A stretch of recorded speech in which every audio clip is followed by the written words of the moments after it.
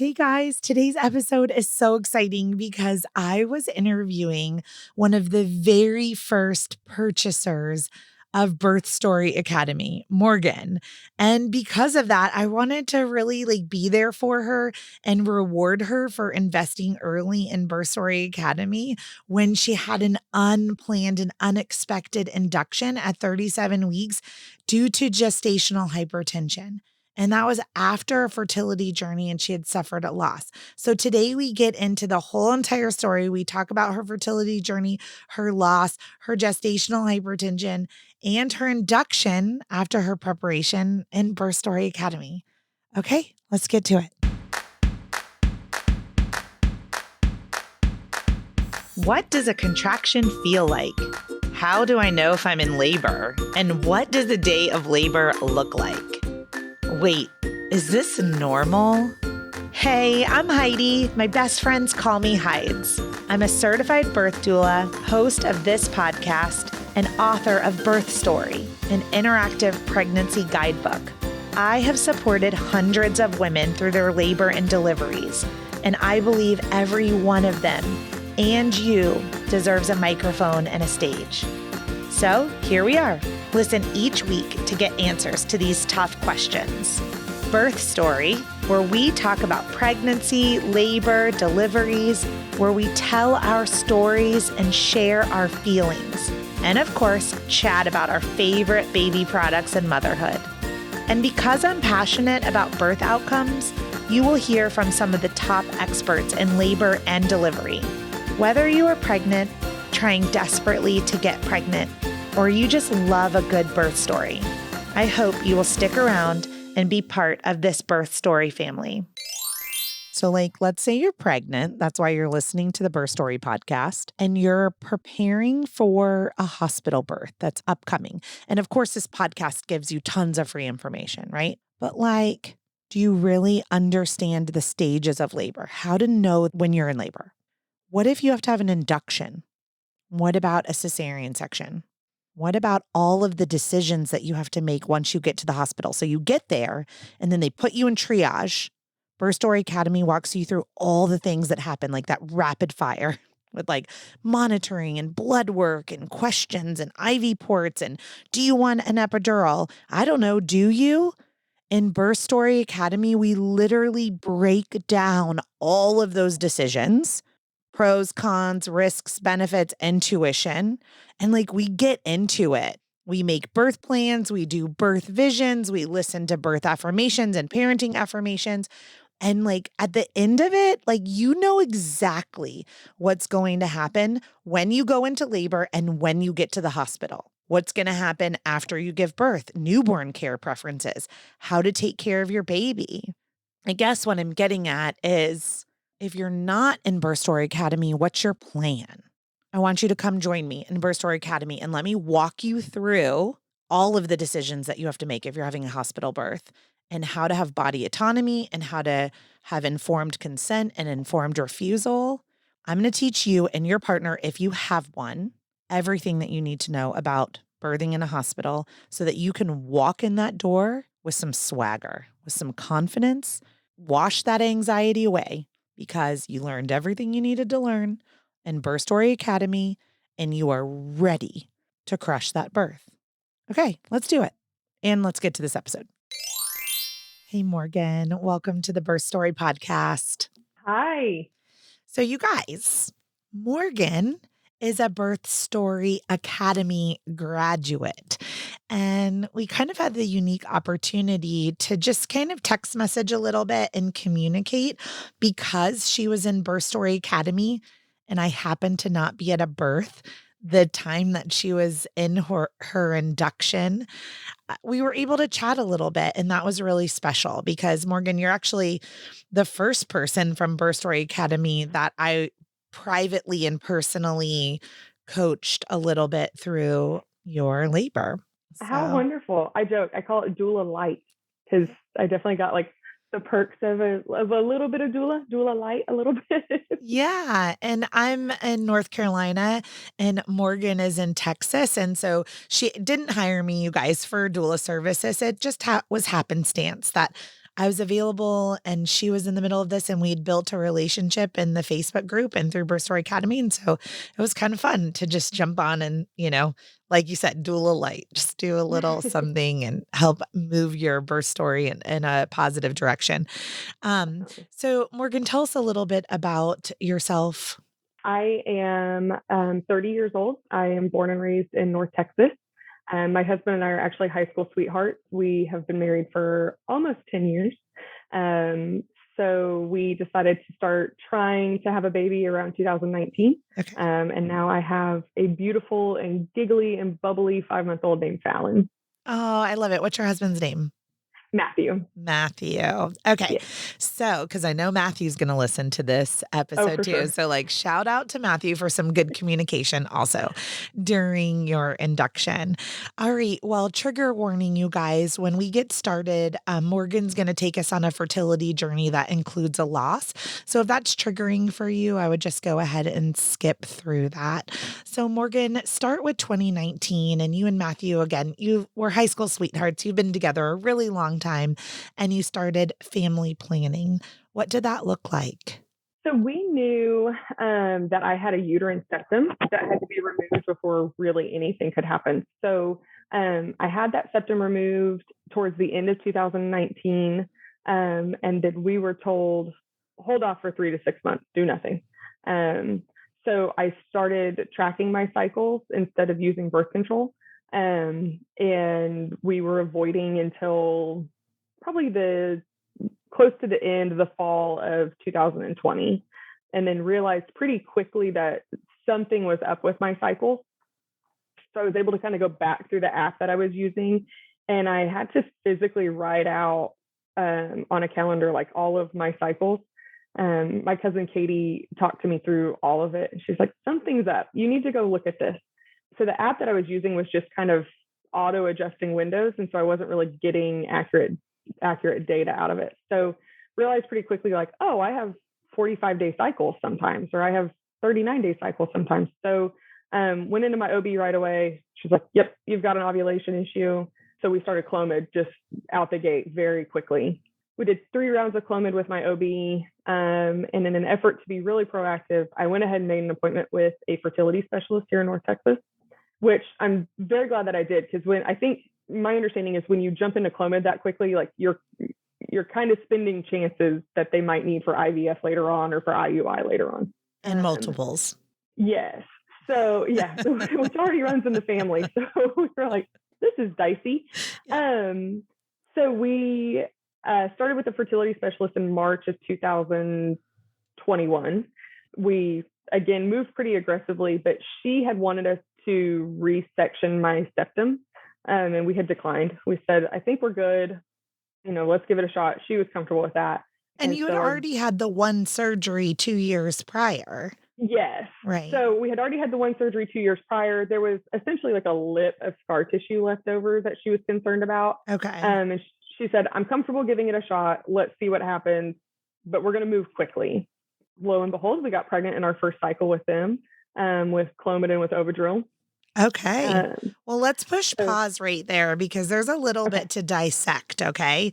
So first of all, clearly I know what Clomid is and I know what a uterine septum is, but for anyone who's listening right now that may be having some fertility and some long cycles, could you just kind of explain your uterine septum and how you discovered that you had that?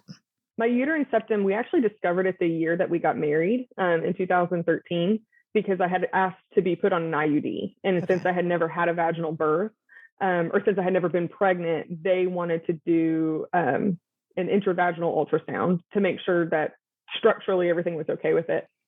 Lo and behold, everything was not okay with it. So my understanding of the septum is that it's essentially just it's a very common malformation in the uterus, but I just had extra flesh that essentially hung from the top of my uterus down into my uterus. Mm-hmm. So I didn't have a blockage because of it. It just wasn't going to allow enough space for a baby, or the healthy growth of a baby, and potentially could cause loss because it likes to hog blood flow. Got it. Now that septum can also that would be like, I would say like grade 1, right? It can Yeah. also be other different kinds of abnormalities, like a bicornuate uterus, where like the septum kind of pulls into a heart shape. The tissue is hardened more like scar tissue. And it almost looks like two lobes essentially to a uterus. So there's lots of different things. Everyone thinks of a uterus as this like perfect little circle, and that's like not the shape of it at all.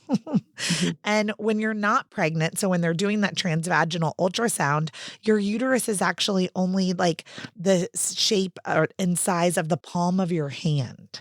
So it's so little. So even if you see an IUD and you see that thing is very small, well, your uterus is also very small when it's not, blown up and stretched and carrying a baby in there. So I wanted to stop and explain that for the audience. And then when you have these long cycles of what we would really call irregular ovulation. So like instead of like, I ovulate every 14 days and I have a period every 28 days, just kind of like missed ovulations also. So we can shed the lining of our uterus, which surprises a ton of people, without actually ovulating. So when we see these long cycles, sometimes 40, 45 days, there may not even have been an actual ovulation. It just may be the shedding of the lining of the uterus. Everybody right now, you're like, what? That's crazy. Yes, you can have a period without ovulating. It is crazy, right? So anyway, Clomid is a fertility medication that helps you ovulate. But Morgan, it also helps you hyper-ovulate. Yes. And there are some side effects with mood and stuff. How did you feel physically and emotionally on Clomid? I felt like a monster. Which continued for a while. It's a 5-day cycle. I think it comes in like the dosages are 50, 100, 150, right? Like if you have to go up to the next dose, you're doubling it. So at one point we did have to double my dose. And I remember coming home from the pharmacy and being like, this is going to be terrible. Like I need to just go hide in the woods while I'm on this, because I was mad. It made my hair greasy. It just kind of made my body feel funky. I was a little rage monster. I was not pleasant to be around. So I was like, great, I'm going to be this disgusting, angry human and then go make a baby. Yeah. I was like, and then get pregnant. Did they properly walk you through that was a potential, that's how you were going to feel like a monster? No. So my OB, who I've had forever, and I love her and I trust her blindly, but like looking back, I'm like, girl, a little more info. She prescribed it. She said, look, you're probably going to have some side effects, might make you a little moody, whatever, but it's 5 days, you'll get through it. Great. I was ill prepared for how moody I would be. And I've had girlfriends that have had to take it before and, kind of breeze through it and like, no big deal. So if you're listening, you might not be the monster that I was. Yeah. I'm like, you could be the 1%, right? But like, you could be it. Yeah. But I mean, most people experience a little bit of like hormonal rage, I would say, on their Clomid. Okay. So now we have gone through 3 rounds of Clomid. You've been referred to a fertility specialist, and then let's pick back up there. She basically told us, I'll let you do 1 round on your own, and then we're going to move to IUI. Okay. And 1 round on your own means like spontaneously banging Matthew, right? Like, like, we're going to give you some drugs, but like you're going to go home and do it yourself. Okay. Perfect. Very DIY. Yes. So because we had already essentially spent 3 rounds of medication, and my understanding was they would only allow me to be on it for so many rounds before you start to run into other complications. So she said 1 round on your own, then we'll move to IUI. So we did the 1 round, we did the trigger shot in that round, and got pregnant. Okay. So what day of when did you do the trigger shot? It ended up being like the 15th day of my cycle. So my body is great at making eggs or like getting an egg ready, but then my ovary's like, I'm just going to keep it. You don't need it. And doesn't release it. It doesn't release it. We just reabsorb it. So I got selfish ovaries over here. So the Clomid, my understanding is that it kind of helped get those eggs ready. Yeah. And then the trigger shot actually got my ovary to release the egg.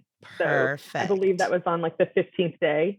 And I'm assuming you had to have a transvaginal ultrasound to Yes, to look lots at and the lots of follicles. monitoring. Yeah. Yeah. Okay. So, yep, to check all the follicles and everything, to know when to do that trigger shot. Yes. So I was at the fertility office, I think like twice a week there for a while, and like blood work all the time and everything. Yeah. Yeah. So for those of you listening that just, had P and V sex and got pregnant, like, here you go. This is like this is a small example, Morgan, too, of like how 2 years of your life can just go by, with Mhm. surgeries and medications and ultrasounds and all this kind of thing. So you had declined the second surgery. I did. My gut feeling on it was just, we don't need that. And throughout this process, I think that's probably been one of the biggest things I've learned is just trust your gut. You're going to, shop your doctor if you need to shop your doctor, trust your gut, say no to things. That's all very viable. And so I said, no, I don't want to do that. And she said, okay, great. We'll change our plan and this is what we'll do. And I had to continue to say no to it after we had our loss. Yeah. So you did become pregnant spontaneously. I Okay. did. So I became pregnant spontaneously. We found out it was great. I kind of knew something was wrong. I remember calling my mom on the way to our first ultrasound because, one of the very expensive benefits of being a fertility specialist is that you get very early ultrasound. And I called my mom on the way to the office. I was bawling. I said, I'm so scared they're going to tell me something is wrong. I know something's wrong. And so sure enough, they, start to do the sonogram, and the nurse is telling me, she's like, well, we should see more at this point. Like, there should be more. And your doctor brought you in too early. And are you sure that's when you ovulated? And starting to ask those questions. And so she kind of let us go with a little bit of hope. She's like, your doctor's going to call you, but I think we just have you in here too early. I think we've just got the timing wrong. So I leave and I'm like, we don't have the timing wrong. Something's wrong. Yeah. And so sure enough, they called, and I was diagnosed with a blighted ovum. So, sac starts to form, things start to happen, but just the baby either stops growing or doesn't grow at all. And it's a genetic abnormality. Basically, my body recognized something's up with this. We're going to stop doing what we're doing. Yeah. So Nonetheless painful, though. nonetheless Right. painful, I will say that. So the really unfortunate part of it too is that they bring you in for so many additional sonograms to just be extra sure, right? So it's come back in a week. Okay, now come back in 3 days. Now come back in 2 days. So you're just kind of stuck in this limbo for a week and a half, 2 weeks of, what's going to happen now. And And that was, there's still something inside of you, mm-hmm. Yes. and you're like, what's going on? Like, is a baby growing or not growing? Mm-hmm. Like, It was painful. It was a Monday that we got diagnosed, or that the initial sonogram happened, and we were diagnosed with the blighted ovum. And they said, okay, come back in a week. So come back next Monday. And I called my nurse over there, who is an angel, and I'm bawling. And I'm like, I can't wait a week. Can I come in on Friday? And she's trying everything she can to get me in on Friday. And they're like, you really need to give it the week. You need to give your body the week to see what happens here. And that waiting period was so absolutely brutal. And then it just felt like waves of just getting my butt kicked every time. It was like, okay, well, we still don't see anything, so see you in 3 days. We still don't see anything, so see you on Friday. And I think that contributed to just pure unadulterated rage from that point on. yeah. So finally they sign off and say, like, okay, it's not happening. It's a blighted ovum. So we can start the process of basically inducing the miscarriage, because my body wasn't going to let it go. And so I had to go home and had to take Cytotec and had to pass that pregnancy on my own at home. So And Cytotec, you guys, is a prostaglandin, which is a hormone that like induces, it's actually a GI medicine, but it causes uterine contractions. And so it's used often. This is a very important point. Cytotec is used often for inducing a miscarriage. Well, later, Cytotec is used to induce labor in a full-term pregnancy. Those things can be very triggering. If you have used Cytotec to have a miscarriage, and then someone is offering you or suggesting Cytotec for you to have your live full-term birth, like, those things should be contraindicated as far as I'm concerned. But just wanted to put that out there that like Cytotec, if you use it for a miscarriage, like work through that with your provider if you have to have an induction. So how you were just maybe 4 weeks along? I think I had stopped measuring at 5 weeks or at 6 weeks. Okay. So at this point, I'm really technically 8 weeks by the time they finally cleared everything and said, we're gonna move on from this. So, but the growth had all stopped at 6 weeks. Okay. Here's so another problem though, Morgan. They send you home with Cytotec. Mm-hmm. They usually don't give you any pain medicine, and they don't really adequately prepare you for what's about to happen. Do you want to talk about that at all? I do, because it's incredibly infuriating, and I have like taken it on as my responsibility to help anybody else I know get through it that unfortunately goes through it. Because I remember begging them for information and saying like, okay, I'm reading online that this is going to be painful, and like I'm essentially going to go through some labor, and is there anything you can give to me? And they're like, oh, you can take Tylenol and Motrin. You're just going to feel some cramps. And I was says the person who's never had a fucking miscarriage before. Exactly. And I'm just like, now being on the flip side of it, it's like you just want to shake people and be like, you are supposed to help me. Yeah. Like, you are supposed to take care of me.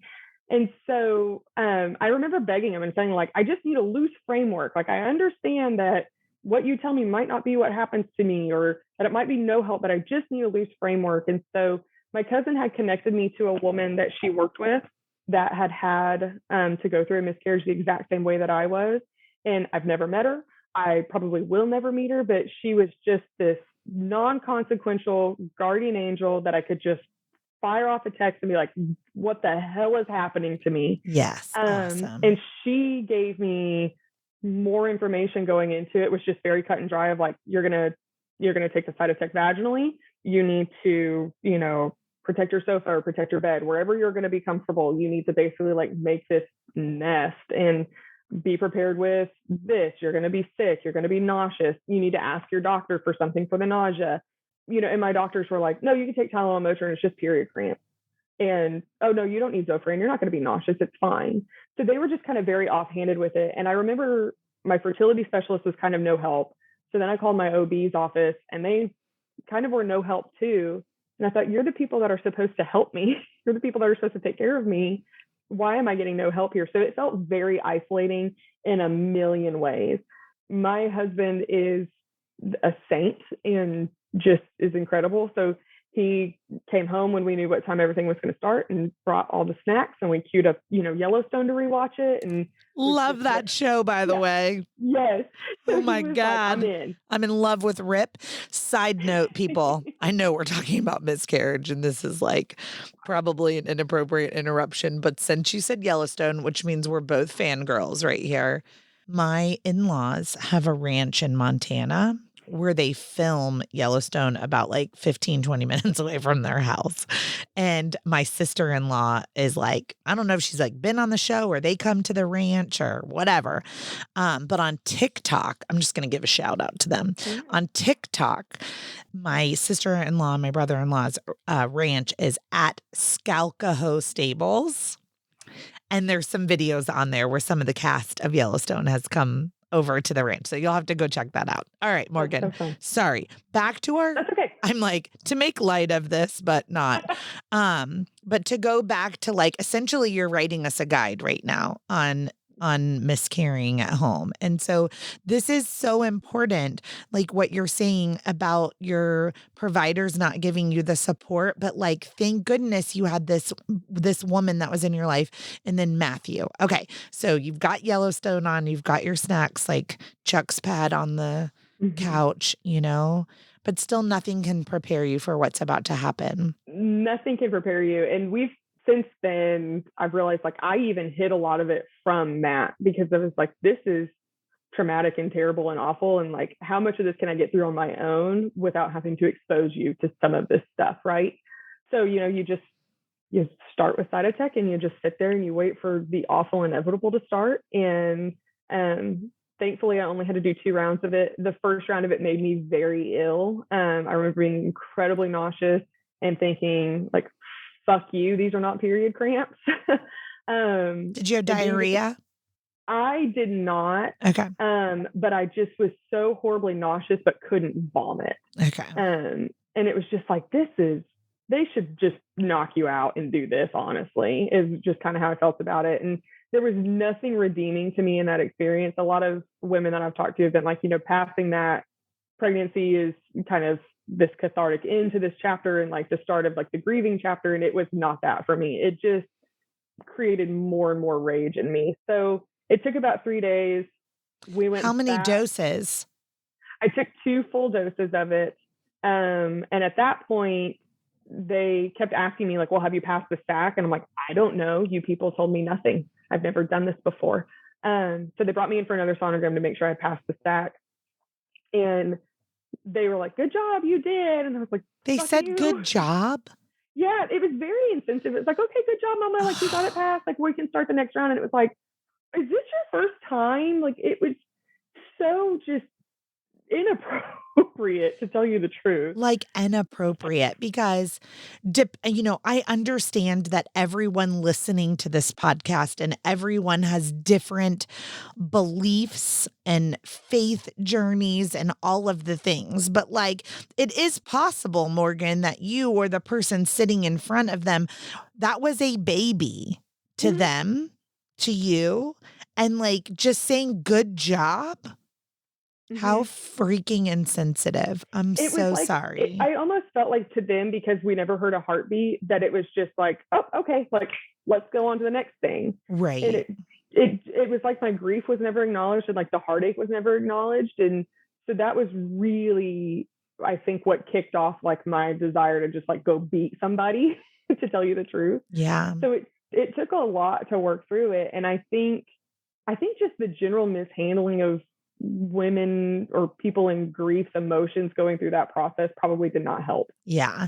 I mean, are there any rage rooms where you live? Like, do you know what that is? Needed a couple. Yeah, I probably needed a couple. I remember being on my way home from one of my doctor's appointments, and some lady like honked at me, and I was like, I was like, that's it. Like, this it. I'm gonna end up on the news, right?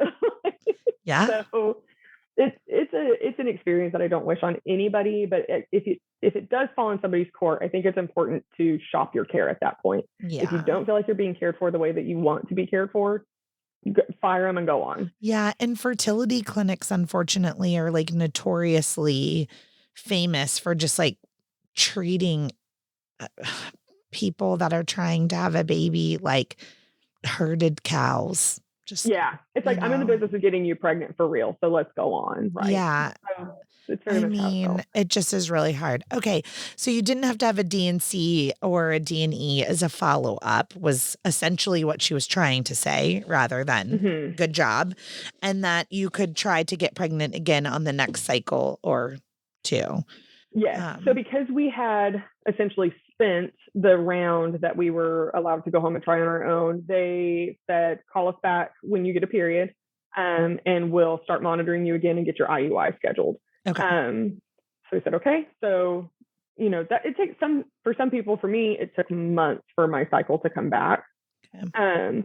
And it did. And I called him and I said, I don't think I'm ready to do all of this yet, but can we monitor my cycle? No drugs, no nothing, but can we do the blood work? Can we do the ultrasounds? Can we just monitor my cycle? And they said, okay. And so lo and behold, that's the cycle that we got pregnant with baby Fallon. And so it's, part of me thinks that maybe that miscarriage kind of cued my body up for, oh, okay, like now I know what to do with this, right? Yeah. And there is some data behind that, right? Like there is, we seem to have hyperfertility, hyperovulation and hyperfertility post miscarriages. So, I have like 3 clients right now on the books that called and hired me, had a loss, and probably called me within 6 or 8 weeks after their loss and hired me again. And one of them, I can't say her name, I wish I could, but one of them called back and said, oh my gosh, Heidi, I just went to the confirmation ultrasound and it's twins. And I was like, oh my gosh. Ooh, that's so So, exciting. I mean, that's what I mean by the hyper ovulation and the hyper Yes. fertility. We see that kind of quite often. So you get pregnant with Fallon. Okay. And we know that Fallon is here. So that's why Yes. I'm going to start using her name. Was there anything like, I mean, everything about a pregnancy is miraculous and significant, but is there anything about your pregnancy that's more teachable that you want to share with the audience? I loved being pregnant, and it was fairly uneventful, to tell you the truth. I worked out, I continued to work, I would go walk every day. I felt great being pregnant. My morning sickness was very minimal. Where things started to get interesting was towards the end of my pregnancy, when suddenly this very easy, very breezy pregnancy, who I was not a rage monster the whole time, all of a sudden I have gestational hypertension, like out of nowhere, it felt like. Oh my goodness. Now, this, you guys, gestational hypertension, preeclampsia, these are issues with the placenta. Okay. This is not typically indicative of I mean, clearly, if you had hypertension before you got pregnant, Morgan, but you didn't. So when we see a perfectly healthy young 30-year-old who's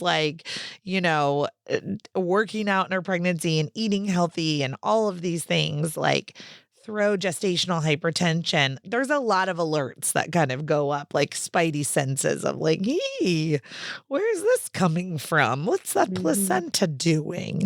Were you symptomatic or how were you diagnosed? My husband had to go out of town for work. And at that point, I was 33-ish, 34-ish weeks pregnant. And he was nervous to go. And I'm like, it's fine. It's super early. I'm going to go late. My mom was late with both pregnancies. We're fine. Everything's fine. So he leaves town for the week. That Wednesday, I had just a regular appointment. I go in, everything's fine. I do not have white coat syndrome at all.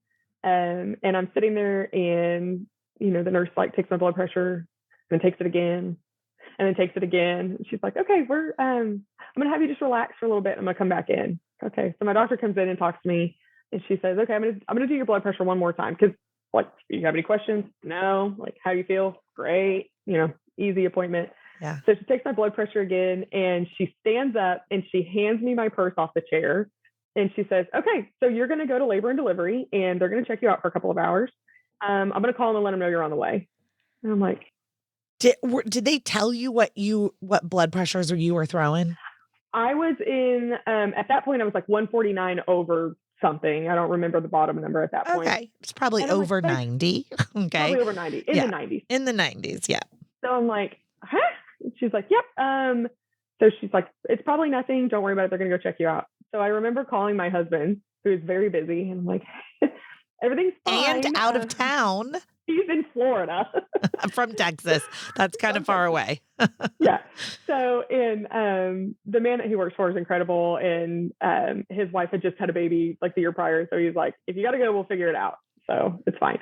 So anyway, we get to labor and delivery. My parents show up, everybody's there. And I'm like, it's fine. I have my shoes on still. Everything's fine.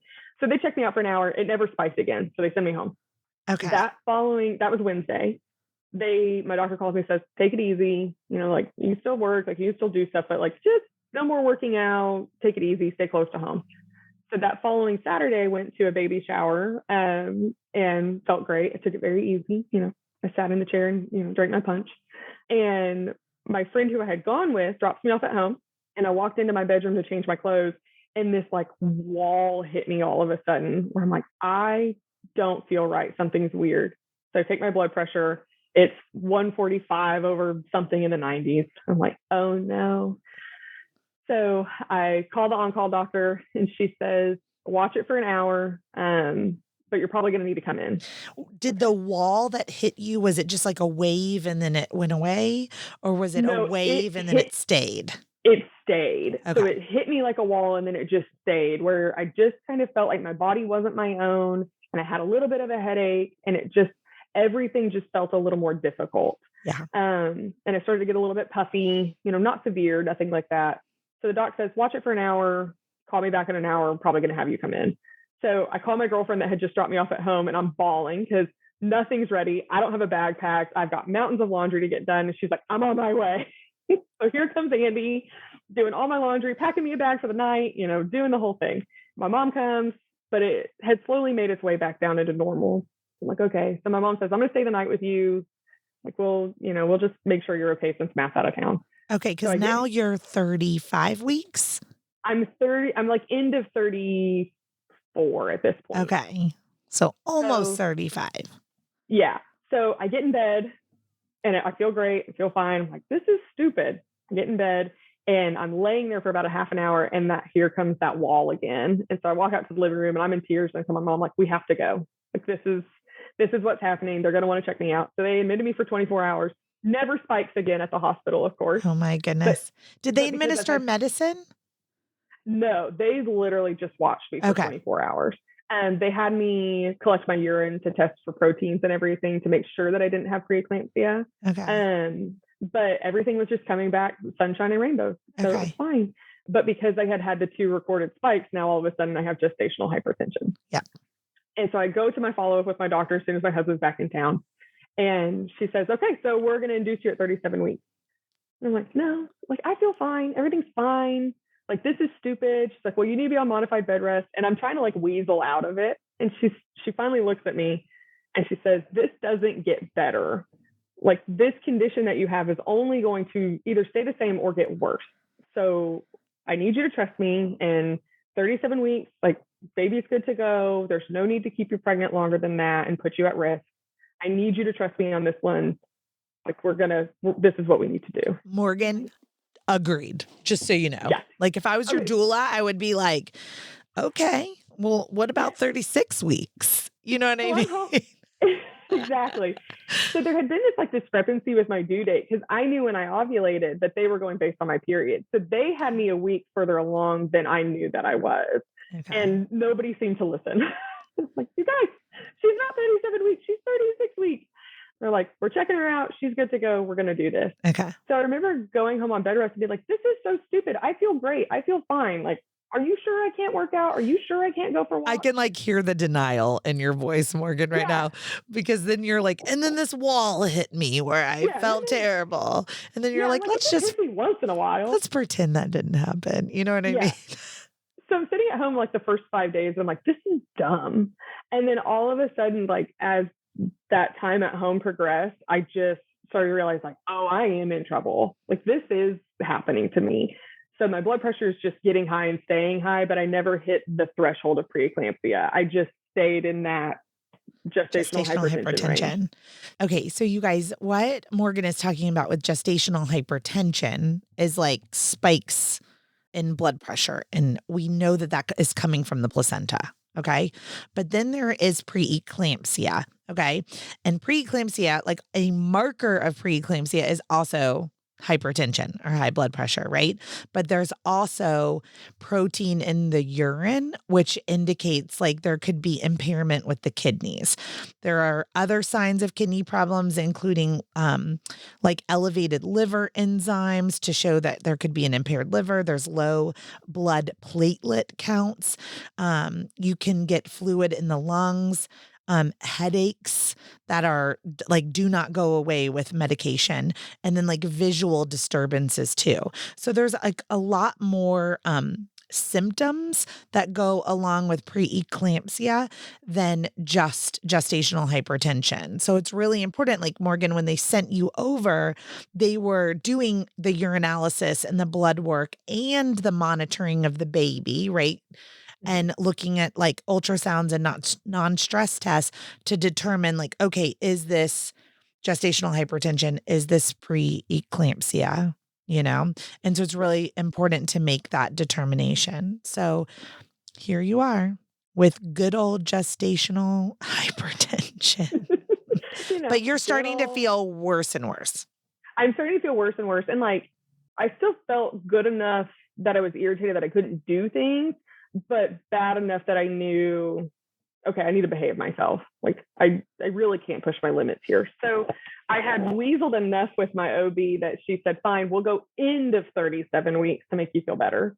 And I'm like, okay. So I'm scheduled to go in for an induction on a Thursday, which would have been the 7th. But Of I had April, 7th of of April. April, Yep. the I'm like, 7th of I'm April. remembering back now. Yeah. So Because at the beginning of this episode, I told everyone that you were in Birth Story Academy. First of all, how in the world did you find my class? Had you taken it? Had you started it? Because there is an induction module. I was looking for Birth Story podcast, and I came across your Birth Story podcast, and I loved it. I mean, I devoured it, like every episode that I possibly could get my hands on, because it felt so positive. And there was something, I'm going to laugh at myself. There was something about your voice and like your presence in your podcast that brought me a lot of like calmness and a lot of peace. And you're going to make me cry more. I know. Well, so then as soon as you started announcing your Birth Story Academy coming out, I signed up right away before it was even out. And I'm like, this is going to be great. This is amazing. And so I had started the Birth Story Academy, and I was most of the way through it. In fact, I had gotten through the induction module. Then they told me I was going to be induced, and it was like somebody just wiped my brain. Clean. Don't remember anything. It's gone. I'm having a baby. So that's the first, I think that was one of the times I had reached out to you of like, what the hell is going to happen to me? And you're like, go rewatch the module. Like, it's fine. It's all in there. And it was. So we went and rewatched the module, and it was incredibly helpful. And I remember being in the hospital for the induction and thinking like, Heidi said this would happen. Heidi said this would happen. Heidi said this would happen. And it was so informative, but not over informative in a scary way. It helps me be a lot more comfortable in that setting than I think I would have been. And I think it helped me kind of have the ability to go with the flow a little bit more, because I knew like, if not this, then this, right? Because of that induction module. So it was very helpful. Okay. Awesome. All right. So we were on the part of your story where it was scheduled for Friday. Yeah, it was scheduled for Thursday. Sorry, scheduled for Thursday night. Yeah. So I had an appointment Wednesday, which was April 6th. And so, Matt loads me up in the truck, and here we go. And I went in to do my urine sample. And when I pulled my pants down, it looked like I had fishnets on. Like all of my veins had become very superficial in my legs. And I remember standing in the bathroom and looking at him and going like, I'm going to go have a baby tonight. They're not going to let me go any longer. So we, go in and get set up for the cervical check and everything. And I'm showing my husband what's going on. He was like, we're going tonight. And my doctor comes in, and I say, hey, this new thing's going on. And I show it to her. Nothing happens. She's like, put your pants on, go home, get your bags, get your stuff settled. You're going to go ahead and go tonight. Okay. Like, no need to push this another 24 hours. Let's be done. Yep. So the varicosities, were they on your like vulva and your legs? As far as I could see them, they were like very high up on my thigh, but I don't think they had made it all the way yet. Probably hard to look at your vagina with over a belly. At that point, so no, yes. Maybe. Yeah. But they were definitely down the full side of one of my legs, and they were starting on my other leg. Yeah. And so, I mean, it was hilarious. She was like, yep, put your pants on. Let's get out of here and go. As in, you guys listening, not normal for a full-term healthy pregnancy, right? Mm-mm. So were you freaking out, or were you like, I'm good here, I'm ready to have a baby? I was okay till we got in the elevator, and then we got down to the ground floor, and I had spent the day with my friend Andy, because my husband's still working. Okay. So I spent the day with my friend Andy. We had plans, they say make plans and let God laugh. So I was supposed to go in Thursday night at like 9 p.m. So I had made dinner reservations at our favorite restaurant. We were going to, have our bags ready to go and go have dinner at our favorite restaurant and then go to the hospital. I had all these plans. And I walk out of the building, and I am ugly crying and just losing my shit. And Matt looks at me. He's like, what's the matter? He's excited, right? Because he's like, baby's coming. Like, this is great. And I just thought we had one more night. Like, I'm blubbering. And he's like, okay, well, we don't. Like, it's okay. It's going to be fine. And I'm like scream crying that I thought we had one more night. You sound like someone who's about to go into spontaneous labor. It could have happened, probably.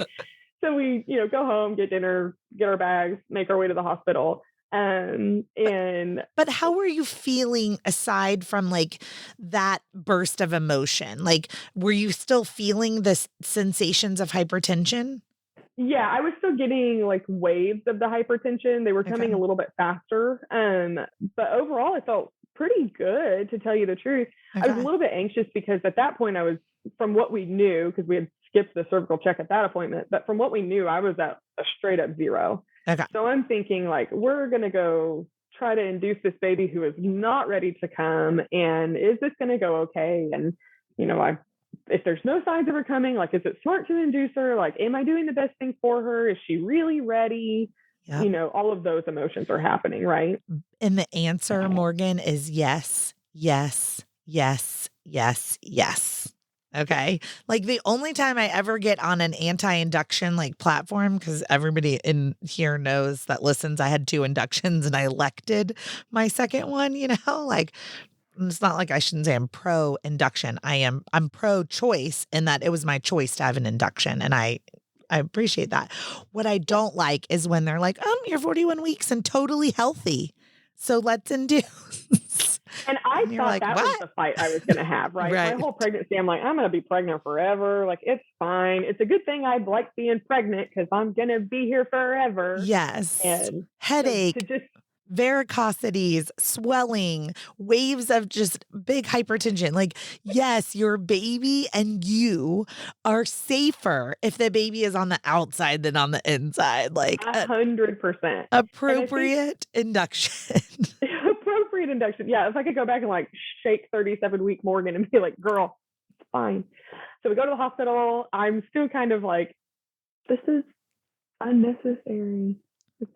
I'm fine. They should let me go to 39 weeks. Like, I don't know if I was just in full blown denial or if I really genuinely still felt pretty good. And I was like, it's fine. Like, whatever. But nonetheless, I was excited that she was coming, that, it was going to be a controlled environment, that if something was wrong, which obviously there was, if something was wrong, I was going to be in a good place for it to be handled and dealt with. So we go in, we start Cytotec, which, to loop back, it did feel like the closing of a chapter for me, that my first round of Cytotec was such a traumatic chapter of everything. And now this round of Cytotec was going to lead me to my rainbow baby. And that part of my life was going to be kind of closed and over. So that was redeeming for me a little bit, to tell you the truth. Okay, cool. I like that perspective on it. Yeah. So in Birth Story Academy and in the induction module, the first thing we talk about is that first cervical exam and your Bishop score. So the Bishop score indicating whether cervical ripening is necessary with agents like Cytotec or Cervidil, or maybe even a balloon catheter. So do you remember what your cervical exam was? My going in, they said I was a 1. And Okay. I remember throughout my whole pregnancy being like, why is everybody so up in arms about cervical checks? Like, it's not that big of a deal. It's a big deal. It's awful. And I hated it. And I'll say no to them next time. Just so everybody knows. So you guys, I want you to hear that Morgan just said 1. Okay. And she's a student of Birth Story Academy. But Morgan, I'm going to go take you back months and months and months and months. What we ask for is the acronym SPED: station, position of the cervix and position of the baby. Effacement is the E, and D for dilation. Okay. Yeah. So it's probably hard to remember from 5 months ago what station your baby was at or how effaced your cervix was. Like but I think a 3 was the highest, right? -5 really, but -3 is pretty high. Okay. It's like whatever the highest station possible was, I think was where she still was. Probably -3. They say floating. Yeah, she was floating. She was not. And I mean, like, I never got the waddle. Like, that kid never dropped. So she was still very, very high. I was at a 1. I was 0% effaced. None of the good things were happening until the drugs came along. And your cervical exam was likely quite painful because the position of your cervix was probably very posterior, like way in the back. Like I always say, they got to go up or in and then up like around, to get to find the cervix. Are you going to grab my spine? Yes. Is kind of how it felt. And I remember thinking like, this is why people hate this so much. Like now I get it. And I'm so stupid. Like I will say no next time. I know. Well, there's a time and a place for everything, and getting a cervical exam at the start of an induction to figure out what the plan of action is, like that is while it's difficult and it doesn't feel good, that is an appropriate vaginal exam. So your Bishop score was around 0 to 1. Meaning like not very ripe. So they used Cytotec as a ripening agent. And by ripening, everyone, I mean thinning the cervix. So the average cervical length is 4 centimeters. So using a medication like Cytotec can help almost like think of it like it's melting, right? It's thinning and it's softening. And then when it's really, really paper thin and soft, it can start to open some more. So that's what the purpose of Cytotec was, to cause some contractions and to sort of melt the cervix. Did it work? It did. So my contractions kicked off about 3 a.m. They woke me up and I was still very comfortable, but just like, oh, okay, this is really happening. And I woke Matt up and he's like, what do we do? I'm like, nothing. We're doing it. We're here. So my contractions kicked off about 3 a.m. They came in at about 7 o'clock that morning and checked me again. I think at that point I was a 4 on the outside and a 1 on the inside. So I wasn't consistently dilating is my understanding. And you obviously know more about that than I do. Yeah. So again, if we go back to that 4 centimeter thick cervix, our cervix doesn't thin and it doesn't open like perfectly evenly, right? I mean, really kind of think about like Play-Doh or something that you can like mold and push and move around, right? So you can literally be like 8 centimeters dilated on one side and 6 centimeters dilated on the other side. And then while your cervix is still thinning, it can start to dilate on the outside and be still very thick on the inside, or vice versa. Thin on the inside if the head is really low, putting pressure on the top part of the cervix, and then really thick and still closed on the outside. So that's, it's interesting when they put their fingertip in and they move around your cervix, how they can feel the different thicknesses and dilations. So it's not uncommon in the middle of an induction to get an exam that says, well, you're this on the outside and this on the inside. Just means more cervical ripening is needed and or the presence of strong contractions. So what did they choose as step 2? They chose to do, or they offered me, I should say, a Cook's catheter. Mm-hmm. And I did not want to do it because I thought this is going to be painful. And here we are again. If they're like, it's just going to be cramping. It's okay. Okay. Like have that epidural on deck because I think I know what's going to come next. So we did the Cook's catheter and I lasted about 15 minutes. Okay. And I was like, let's do this. Yes. Okay. Well, let me interject right there. Okay. If you are someone who wants to have an unmedicated birth, right? Who's like really, really committed to unmedicated birth and is being induced, the first hour of the Cook's catheter can cause a lot of cramping, a lot of contractions, and it's kind of like an abrupt thing. But then your body will start to release those natural opioids. It will start to calm you down, and you'll start to kind of get like almost like you're just kind of used to the pain. Imagine spraining your ankle, right? The first 15, 20 minutes, an hour, you're like, ugh. And then your body starts receiving those natural opioids, right? And a week later with your sprained ankle, it still hurts, but it's like less, right? So this is probably a terrible analogy, but that's the first thing that came to my mind today. So if you want an unmedicated birth, like stick it out for an hour, okay? I'm kind of like, if you're planning an epidural, like I usually tell my clients, why don't we just go ahead and get the epidural and then put the Cooks in? Or I say, like you said, put that epidural on deck, on standby, give me my fluids just in case. See how you tolerate it, right? Like somebody may not be very fazed by it, but if you're 15 minutes in and you're like, ugh, I do not want to wait 45 more minutes, sure, go ahead. And that's a great time to utilize your planned epidural. right? Yes. So you were Yes. about 15 minutes in and you were like, hello, Yeah, I was like, let's nurse. tap. We're done. And I had always planned on getting an epidural, but I thought in my mind, I thought if the further along I can get, naturally, the better off I will be. And it did not go that way. And I went into birth with a very open mind. And that was one of the things I liked about Birth Story Academy was it gave me a framework of all of the possibilities. So I felt prepared regardless of, or as prepared as I could be, regardless of what that outcome was going to be. So I had gone into the induction with like, we'll see. We'll see how far I can get. No big deal if I can't get further than that. I'm not putting any pressure on myself. That's undue. So here comes the anesthesiologist. And I remember telling him, like, you're probably a really popular guy around here. Super popular. And some of them are like really hot too, you know? And we're like, watch out, Matthew, move over. No, not this one. Not this one. Okay. Just really skilled at placing an epidural. Very skilled. Like 10 out of 10 would get an epidural from him again. Okay. And so again, Matt is just like there and he's in it. And he had taken Birth Story Academy with me. So he knew like, here's where I'm going to be and I'm going to be in this.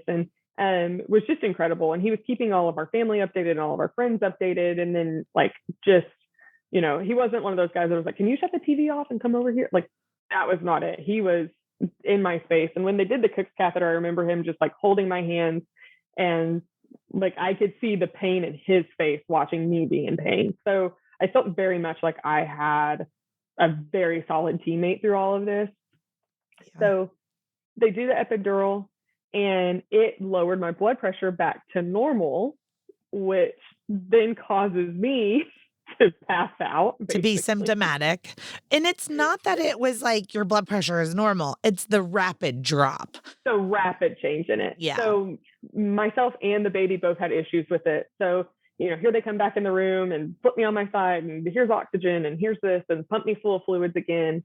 But Fallon and I both recovered very quickly.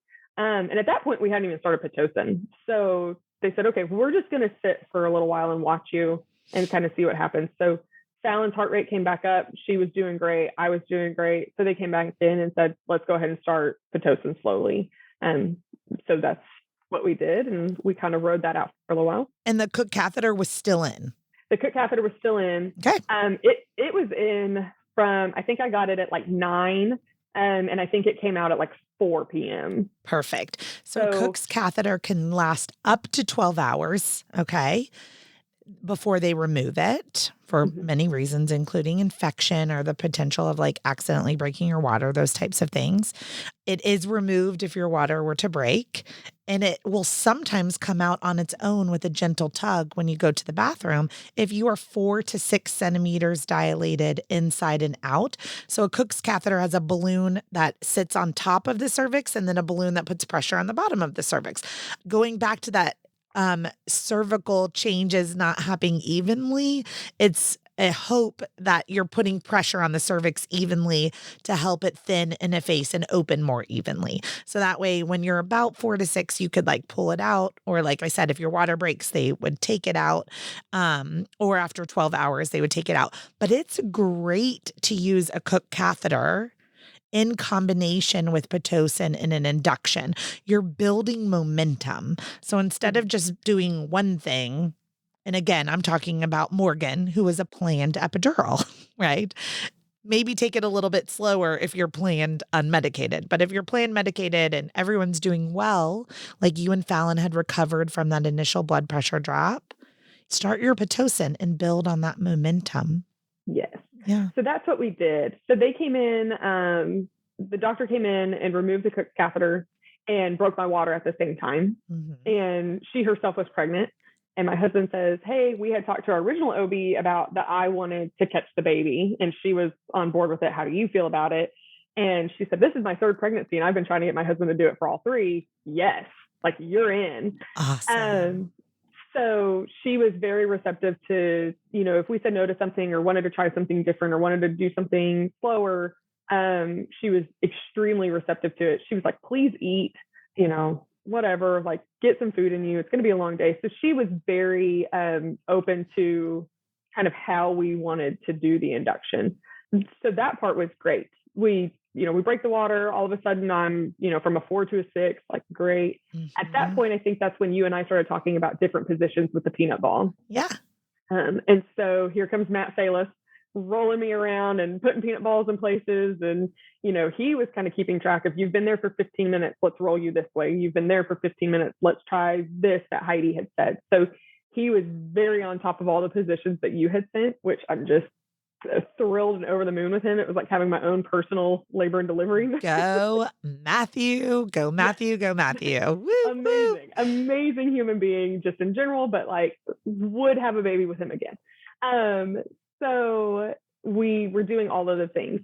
So at about 9 p.m., I asked them to sit me up because it just felt like I wasn't making a ton of progress. And that was one of the things you had recommended was let's get gravity on your side. So they, did the whole transformer bed and got me from laying down to sitting up. And I remember at that point feeling like maybe my epidural was starting to wear off, but I wasn't in pain. I was just starting to feel pressure. I was like, that's what everybody says. You don't feel pain, you feel pressure. So I stayed like that for about an hour. And then I could tell like the bearing down pressure was just getting more consistent and longer. And I was falling asleep sitting up and, so I was still very comfortable. So at that point that pressure just became consistent, I buzzed for my nurse and she came in and she said, okay, let's check you out. Let's see what's going on. And as soon as she laid me back, it was like somebody hit the off switch on my epidural.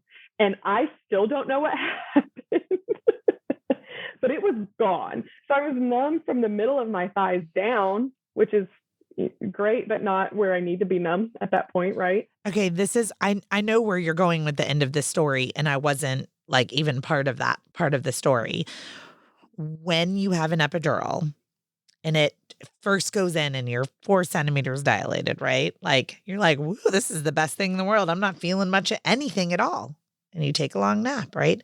And then the baby drops down into the pelvis.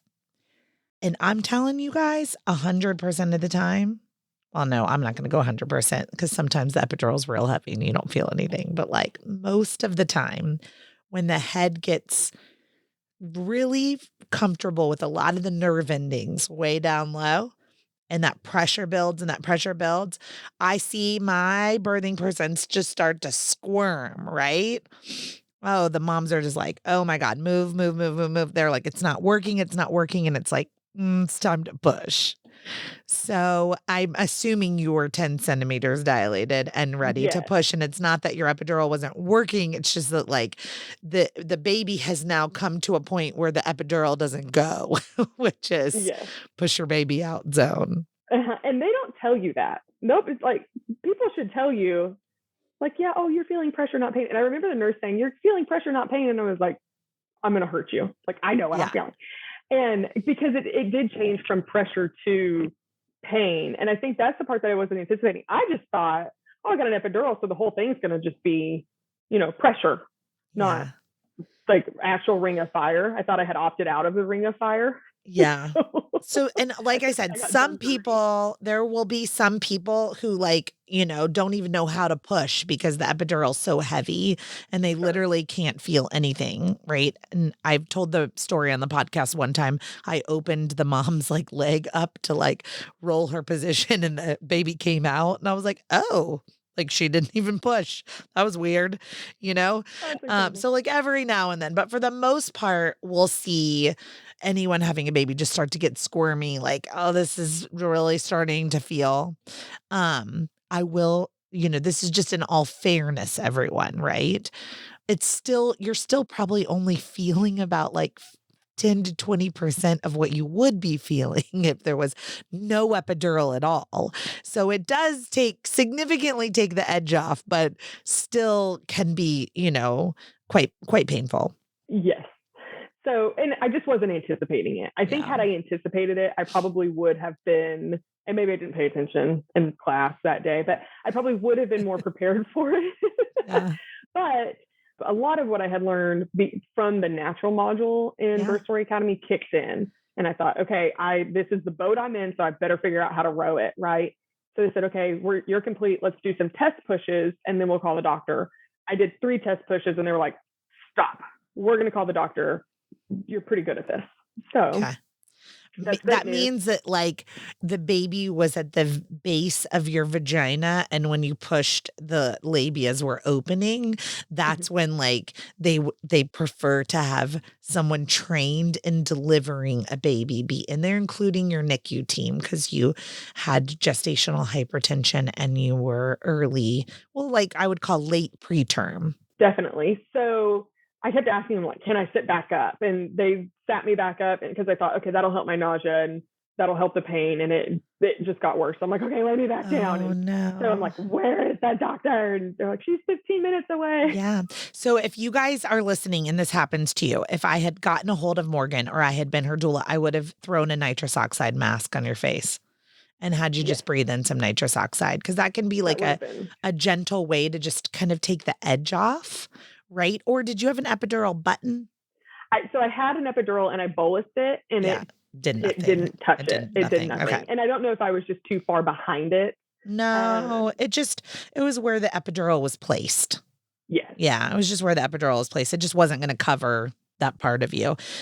So anyway, so you guys, tips: bolus the epidural, meaning like push the little button they give you with the epidural, and then maybe try on some nitrous oxide is like another good tip if you're just like having an epidural that seems to not be working while you're pushing.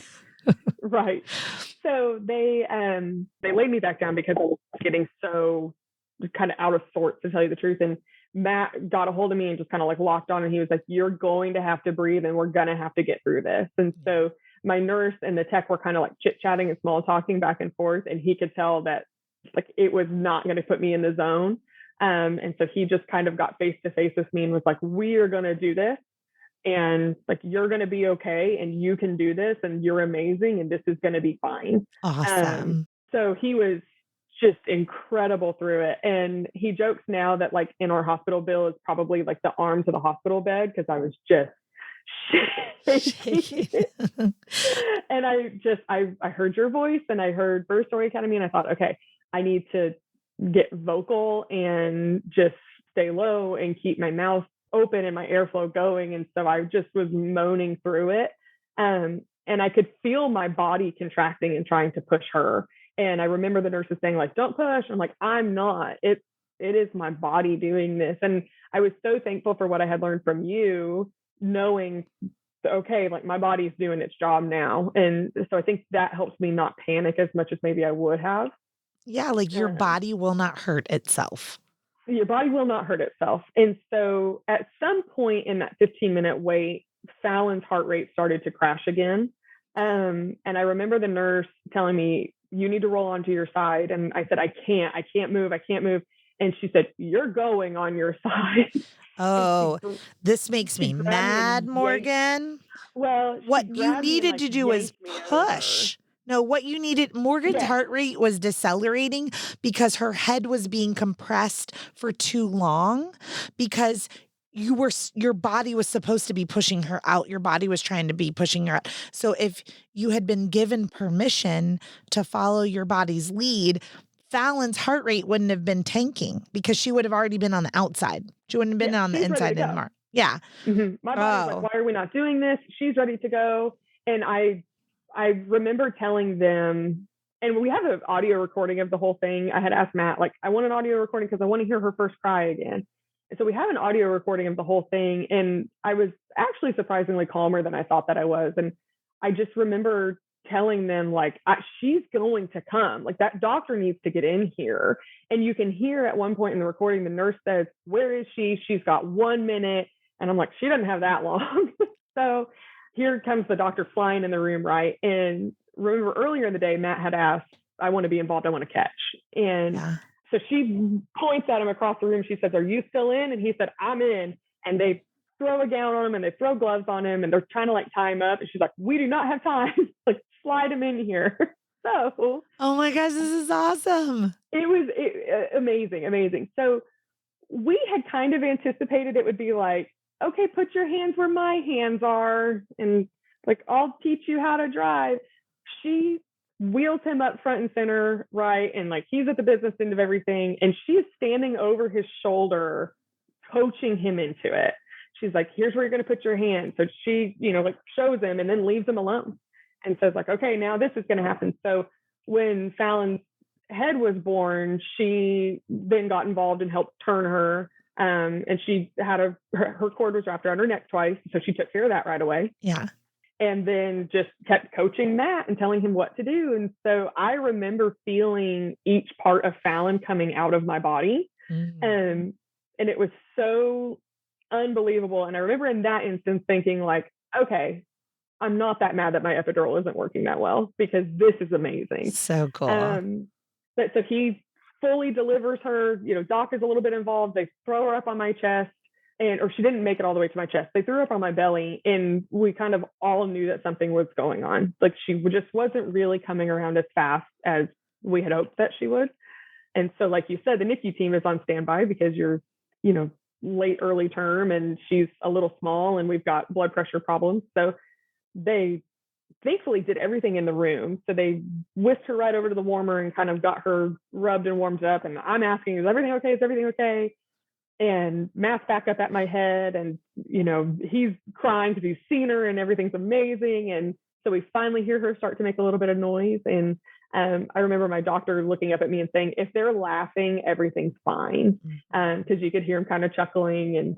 And then all of a sudden we hear this big cry out of her. And so we're like, okay, everything's good. Like she's here. This is over. Like this chapter of struggle and grief and pain is over. She's here. She's good. Everything's fine.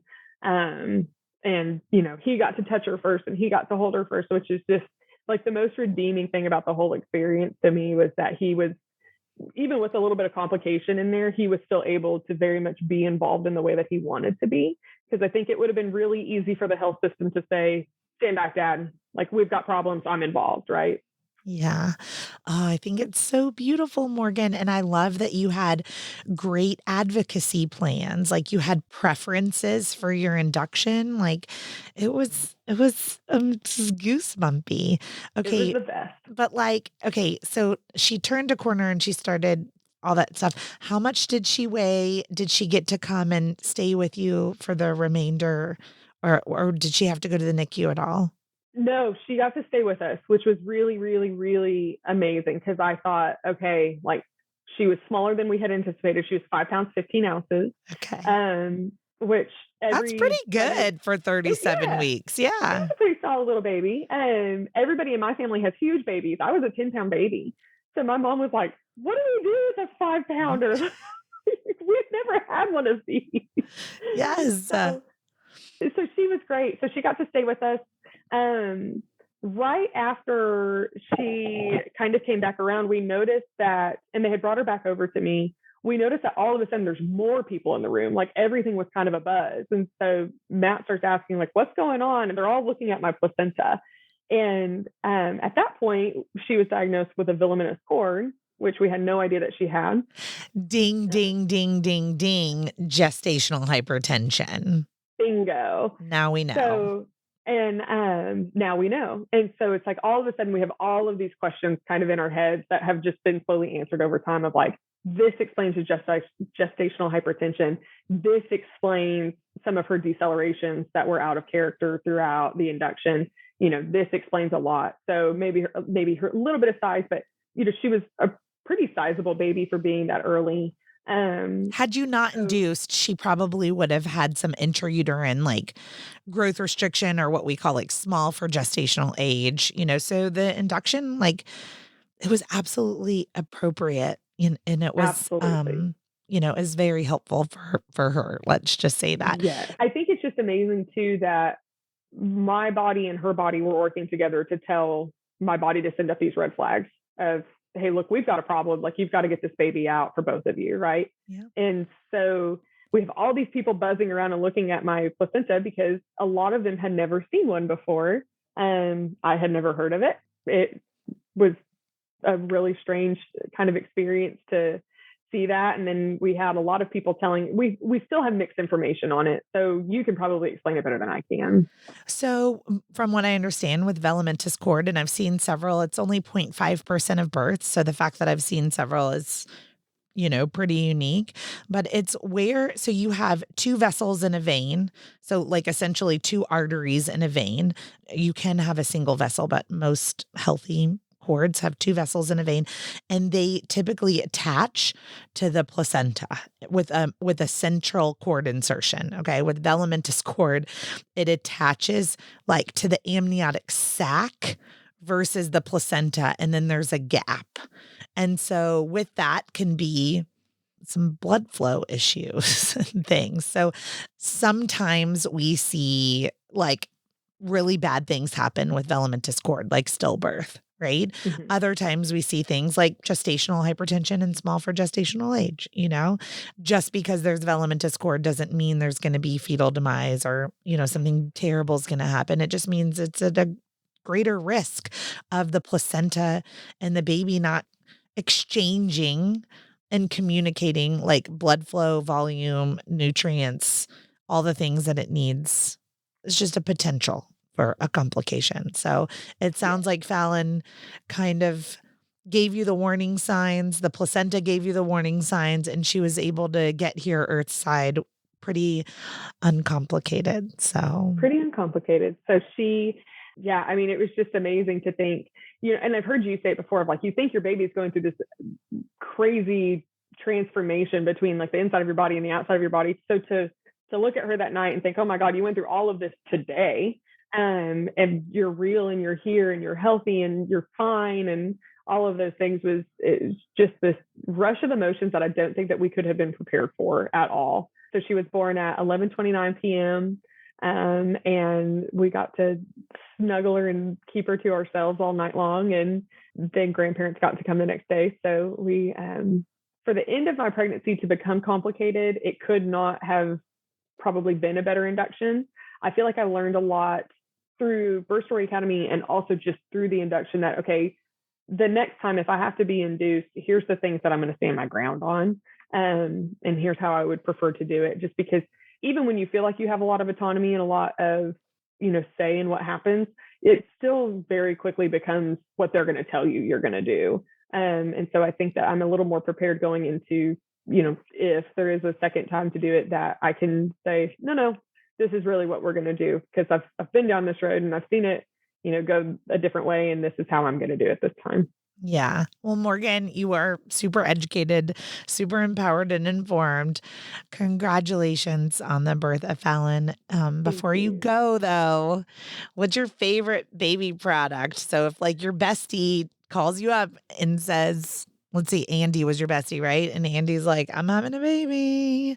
What are you putting on her registry, or what are you buying her? So I am a millennial mom. And I think my recommendations like hold true to that stereotype. There's several small products that we really, really like. The first of which would be the Hatch sound machine. We love that thing. We have kept her in our room continuously. So having something that's a light machine and a sound machine at the same time, can move it around all over. We love that.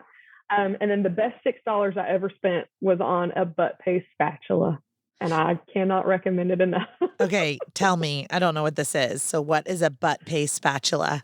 It's a diaper cream spatula. I can't believe we're going on the record saying this. Diaper cream is hard to get off of your hands, and then it gets on everything. So that's so true. She said, just buy this stupid spatula. It's on Amazon. It's like $6. And it literally is this tiny little spatula on one end, and then it has a suction cup on the other. So you can just stick it wherever you need to when you're done using it. Oh my gosh, I love it. And then, yes, because I'll spend 10 minutes like trying to get this off of my hands. We use Boudreaux's butt paste still. Yes. I have an 8-year-old and a 7-year-old, and it they still somehow get like just red rashes in there, and we still use Boudreaux's, and I will sit there just trying so hard to get it off my hand. So, all right, $6 butt paste spatula. I'm going to link to it in the show notes. Morgan, thank you so much for being one of the first people to invest in Birth Story Academy. And thank you for taking the course. And I appreciate you sharing your story today. Thank you. And thank you for making it. And thank you for being there for me and being a presence throughout my pregnancy, even when you didn't know that you were. You are very welcome. Thank you for listening to Birth Story. My goal is you will walk away from each episode with a clear picture of how labor and delivery might go, and that you will feel empowered by the end of your pregnancy to speak up, plan and prepare for the birth you want, no matter what that looks like.